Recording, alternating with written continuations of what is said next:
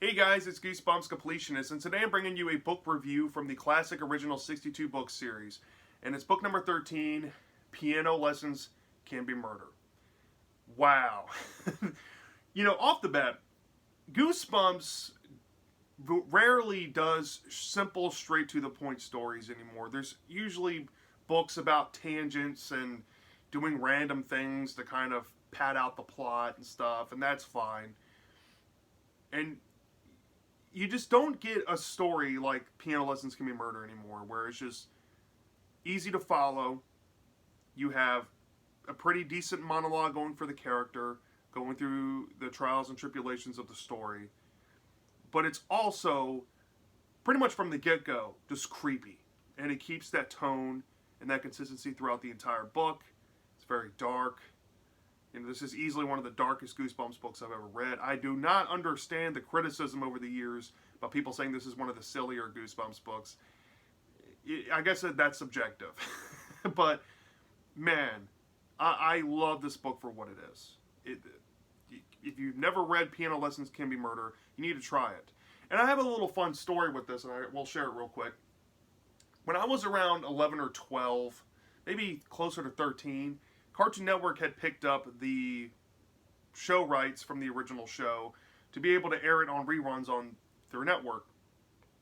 And I remember seeing an ad one day. I was flipping through, and I was like, you know what, I'll go ahead and put on a Goosebumps episode and see what happens. And it happened to be Piano Lessons Can Be Murder. And I remembered the cover of the book, and I remember, liking the art.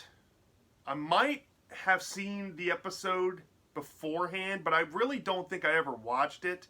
I remember it being on like Fox Family. So this was like the first time I ever sat down and really experienced the story in full. I might have had some exposure to it beforehand. But after sitting down and watching the episode, I fell in love with it. And I had to go to my library and read the book, Counterpart. And I loved the book so much that it reinvigorated my love of the series after I stopped reading Goosebumps from the time I was like maybe 6 till around the age of 9 or 10.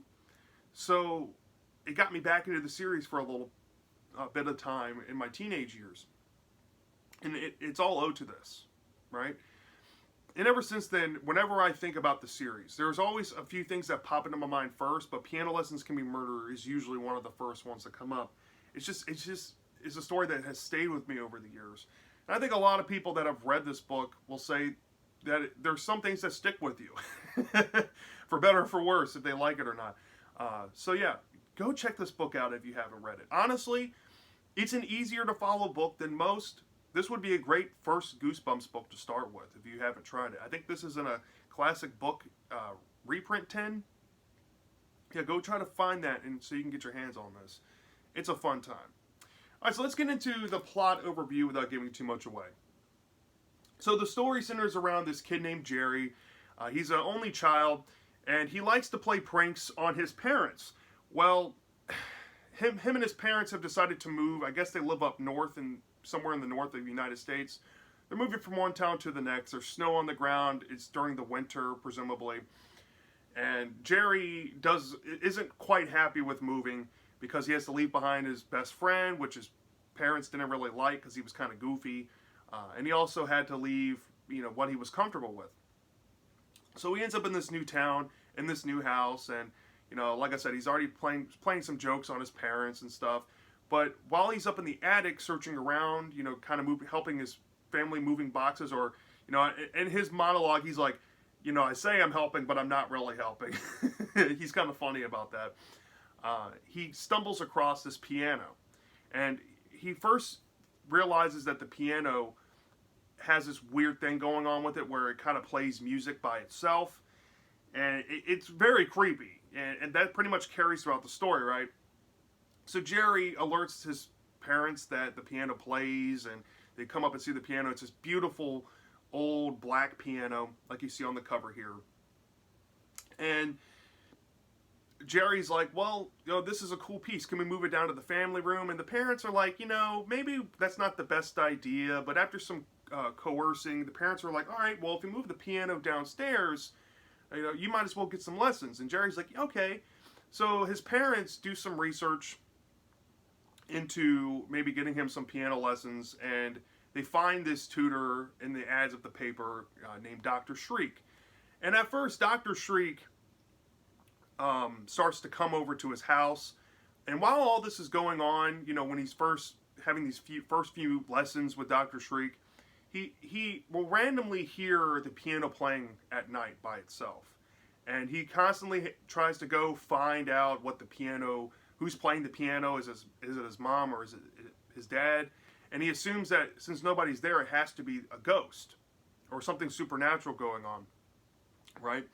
So he starts having these lessons with this teacher named Dr. Shriek, who tells him to work with his hands, and he's very creepy about like touching Jerry's hands and admiring his hands.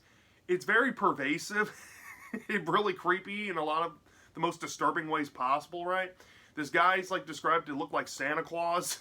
So just imagine an old man looking like Santa Claus just rubbing your hands as a kid. I mean, that's just very bizarre. There's something icky, but kind of, it works. It kind of sends some shivers down my spine when I read that stuff. A little too real. But, yeah, Jerry, he's, not really caring about practice so much because he's been creeped out by what's going on in his house. And his parents seem to think that something might be, wrong with him. He keeps pulling these elaborate pranks on his parents. Well, not really elaborate, but kind of in the moment pranks.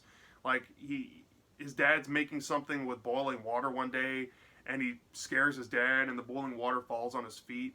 But, Jerry does some cartoonish, jerk things in the story, but his parents are mostly caring, and they don't really punish him because I guess they understand that he's a only child, right? But Jerry, he's just a playful soul. He's not really mean or anything. So that's why he's kind of enjoyable in that factor. Well, after a few lessons, it's revealed that he's going to have to start going to this school called Dr. Shriek's School, which is this piano, I guess, school where all these kids and instructors will go to, and it's on the other side of town. And Jerry's not really all that enthused, and neither is his mom, who has to drive him there. But that's only exacerbated by one factor, right? So he meets this girl named Kim at his new school. And mind you, the school aspect in the story is very hardly, if ever, touched on, which I kind of appreciate, because it doesn't go into too many tangents and subplots. But he meets this girl named Kim, and the girl, I think she plays an instrument like the violin or something. And Jerry's like talking with her, being friendly. And he's saying that he's getting lessons from this teacher called Dr. Shriek. And this scares Kim, and she runs away. And he doesn't know what to think about it. He thinks, well, that's odd. Why would she run away when I tell her about Dr. Shriek? And then the story starts to get very weird. At one point, and around the mid portion of the story, I would say all this happens around the same time, Jerry finally figures out what's been playing the piano. And it's this, when I say grisly ghost woman, I mean it. The book holds no stops in describing the facial features of this woman. She's a gray ghost. Her skin is pretty much tied to the bone very tightly. And there's a scene where he's watching her appear in front of his eyes, and she's playing, and he's trying to get her attention, and she stops playing, looks over into his eyes, and says, "This is my piano. Stay away from my piano." And her face starts melting off of her bone, and it's petrifying. And Jerry, of course, is stuck in this nightmare. He's screaming. He's telling his parents that there's a ghost playing the piano. And his parents feel like maybe he should go see a psychiatrist, which is teased in some other classic Goosebumps books about sending your kids to go get, therapy and stuff. And his parents actually sent him to a psychiatrist. And he tells them about his experience of what's been going on with the piano and, his, thoughts about Dr. Shriek and stuff.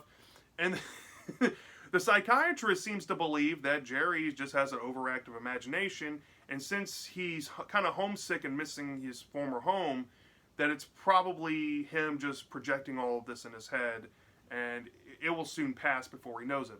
And Jerry's like, well, nobody's going to believe me. He kind of dips his toes into you gotta believe me stuff, but then he realizes quickly, his parents aren't going to believe him, right? It's kind of insane to imagine that a ghost is haunting this piano, but there's nothing he can do about it. Well, it gets weirder as the story goes along. As he starts to take lessons at this piano lesson school in person with Dr. Shriek, he gets lost one day and he ends up stumbling across this weird mechanical device that ends up being like a floor sweeper. And he meets this man called Mr. Toggle. And Mr. Toggle pretty much shows him around the Dr. Shriek school and pretty much reveals to him kind of slyly that he's an inventor. He creates mechanical technology. And a lot of the stuff and sounds you'll hear, if it's weird, it's going to be from these devices. And Jerry feels kind of, close to Mr. Toggle. And Mr. Toggle makes some weird remarks to Jerry, let's just say that, as his experiences at the school get progressively weirder. And it kind of builds up to a point where the ghost starts, kind of haunting his dreams. He's getting haunted in his dreams by like this premonition. He has this weird, he was dreaming and his hands were falling asleep, but during his dream, he had this vision of Dr. Shriek coming after his hands and possibly his life. And that kind of foreshadows kind of near the end of the story. And I'm kind of skipping over some details here, but you'll see that when you read the story, right? And it comes to culmination in the final act where Jerry, he's just too scared to want to take lessons anymore. And he's having a conversation with this girl named Kim, trying to befriend her. It's a cold day. They're drinking hot chocolate. And Kim kind of spills the beans to Jerry about why she ran away when he mentioned Dr. Shriek to her. She said that she took one lesson and she stopped going. And there's a big rumor that's going around the town that a bunch of people have gone to the Dr. Shriek school and went and turned up missing soon thereafter, which is a big coincidence. But to her, she just thinks that's kind of a rumor, but kind of true. And since Jerry and his family are kind of new, they didn't know anything about it. So Jerry's like, well, now that I have this information, I'm just going to tell my parents I just don't want to play anymore. Or, try to tell them about the truth of what I know. And he spills the beans to his parents, and his parents were like, well, Jerry, this stuff sounds ridiculous, but if you just want to quit piano lessons, you can do it. So Jerry's like, fine. But the stipulation is he has to go to his final lesson that his mom and dad have already paid for. So Jerry's like, you know what, I really don't want to do this, I'm creeped out, but fine, I'll go. So he ends up going to his final lesson, and he unfortunately has to tell Dr. Shriek in person that he's going to be not taking any more lessons. And Dr. Shriek kind of loses his mind a little bit, and let's just say it goes really weird from here.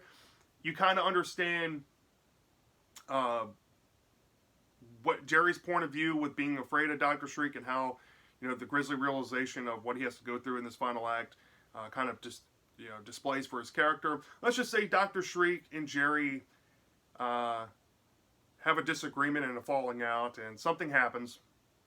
And there's a chase sequence that has Jerry end up finding a room that he was never supposed to go into, and there's a big dark secret looming inside of this Dr. Shriek school with a massive reveal of a character he thought he could trust. Let's just leave it at that.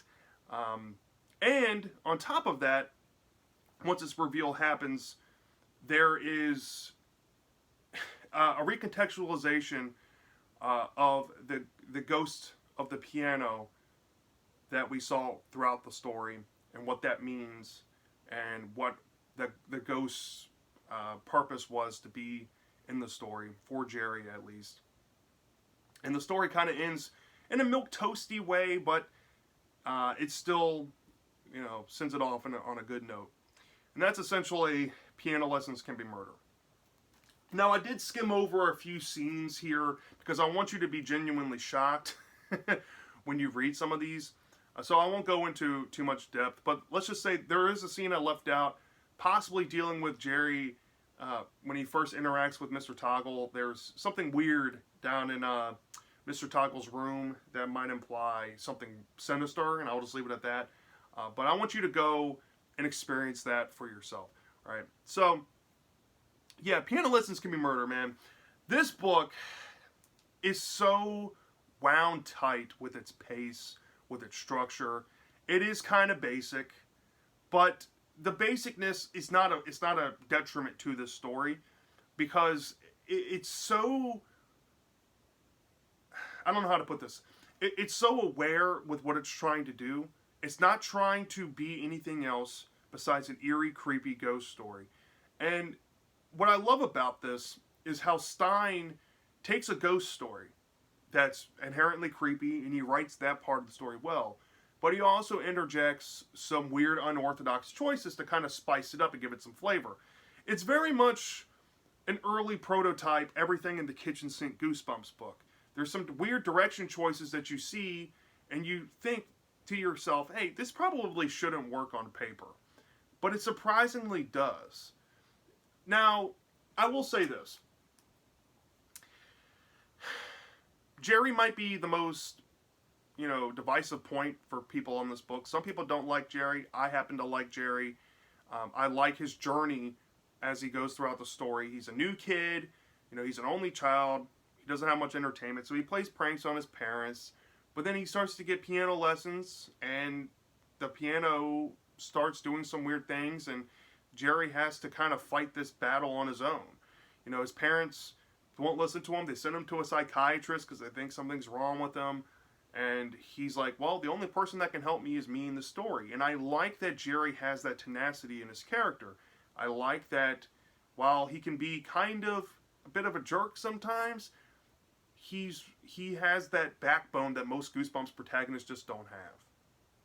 And I like that in his character. And Jerry was a real surprise, especially coming back to this book after a long while of not reading it. He still holds up. So I really enjoyed it.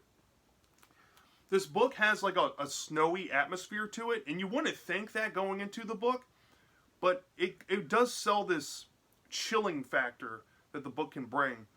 And I think for the most part, the book really does sell me on this, new town. There's a lot of unknowns, and the snow, I don't know what it is about it, but like, the scenes of the parents trying to drive on the snow to get across town to give to bring Jerry to his lessons reminds me a lot of my childhood, of my parents trucking through some snow to get me to where I needed to go, and it's just, it's just kind of relatable at the same time.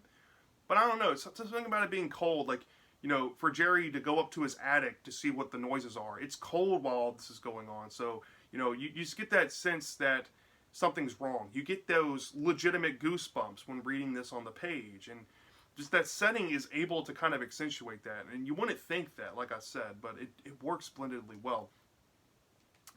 I like that Stein put some body horror into the ghost imagery here. Every once in a while in Goosebumps, you'll get something like this. I think Headless Halloween had something similar to this. Maybe Welcome to Dead House, where you have like face-melting body horror. Yeah, that's in here. And it is absolutely terrifying. I will say, when Jerry first interacts with this ghost at the piano, that is easily one of the scariest scenes I have ever seen Stein write in a Goosebumps book. It is so masterfully written that all you have to do is just sit down, read word for word, and you'll just see the image pop up in your head, and it will terrify you. It will. It's absolutely terrifying. Stein is able to really keep that tone throughout this book, too. It's not just that scene. This book is just so dark, and it's so... There's something off about it, you know what I mean? It's unsettling. The whole hand stuff is just kind of like the accent on top of it, but, hearing music playing on the piano at random parts of the day, and only you seemingly hear it, how creepy is that? And it just adds onto that when he starts interacting with his teacher and he's touching his hands. There's something off about this. And I think what really sells me on it is that it has a consistent build, and then that final act, that revelation that you learn about the ghost of the piano is so simple, but it's so poignant at the same time. It is absolutely great. And I can totally understand people's gripes with it. Some people might be like, hey, this book might have some boring stretches. The hand stuff might be kind of silly to some people. That's fair. Subjective stuff. But I'll tell you this. I've never seen a person complain about that revelation. Because that, for a simple, like I said, this is a very simple book. That makes it so much better. than what you would think it is, right? I feel like I'm kind of rambling here now, but do I have any negatives with the book? No, I really don't. I think that if I did have a negative with it, and trust me, some people might kind of call me out on this because I call it out in every other book, but I do have a special case circumstance for this one.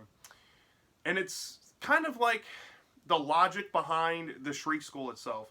When you sit down and think about the legend that Kim expresses to Jerry, there's obvious hints that this is a phenomenon that's been going on for some time. And you can't help but think, if people just go up to Shriek School, take some piano lessons a few times, and then up and disappear, why hasn't the police condemned the place? Why haven't, there been obvious hints to come after Dr. Shriek and Mr. Toggle and whoever works at this establishment? There's a lot of things that come up to your mind that, if I had to admit, are there. But the only reason why I'm kind of forgiving on this is the fact that Kim kind of displays these as they're all rumors. That the last place they were at were the Shriek School, then they up and disappeared. It's not really explicitly said that they disappear in the school, but you have to realize this is a little girl kind of trying to explain this away to one of her peers. And given that Jerry and his parents are also brand new transplants from another town to this new town, New Goshen, where all this stuff is going on, they want to know about the Shriek School. So there's a lot of plausible deniability there on Jerry and his parents' part.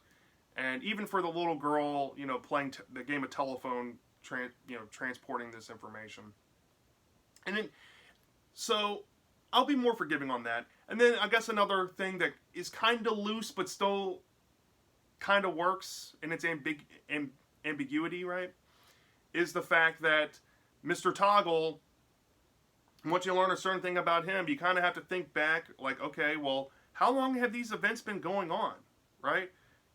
What was his motives? What was Dr. Shriek's motives? You can even throw that in there. There's a lot of unanswered things, but they don't really matter. Because if you look at Jerry's story, right? If you look at what Jerry's going through, like I said, when you get to that reveal of the piano teacher, at the end, we're not piano teacher, I should say the piano ghost. It all makes sense. So, yeah, from a 0 to 5 star basis, I'd probably give this book, I'd probably give it a 5 out of 5 stars. Yeah, that might seem very high to some people. Some people might say, maybe a 4 out of 5 might be more fair, or 4.5. But I think this is a perfect book, in my opinion. Yeah, there are some things I have to kind of overlook, but they're nothing too egregious to overlook. I mean, this is just a very sound book, story. To the point, it's creepy, easily one of the darkest Goosebumps books in existence, and it's effective at being horrifying. And I think it's a massively underrated book. I think it really is. Over the years, it's starting to see more fans come to it, and I like that. But, yeah, I think I'll always love this one. This probably is in my top 5 favorite Goosebumps books of all time. I don't know why, it just is. So yeah, that's my thoughts on Piano Lessons Can Be Murder. Let me know down in the comment section. Do you love this or do you hate this? I'm dying to know. And I'll see you next time.